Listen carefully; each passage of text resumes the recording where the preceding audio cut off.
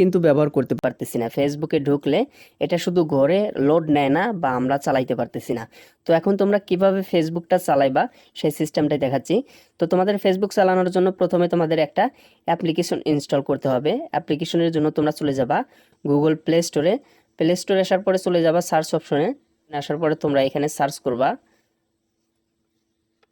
Super VPN.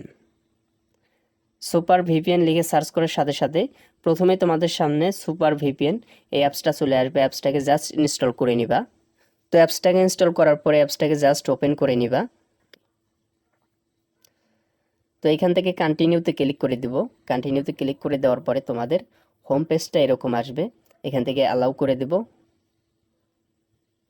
এরপরে এখান থেকে তোমাদের কি করতে হবে, তোমরা এখান থেকে অটো কানেক্ট করতে পারো অথবা এখান থেকে সিলেক্টে ক্লিক করবা।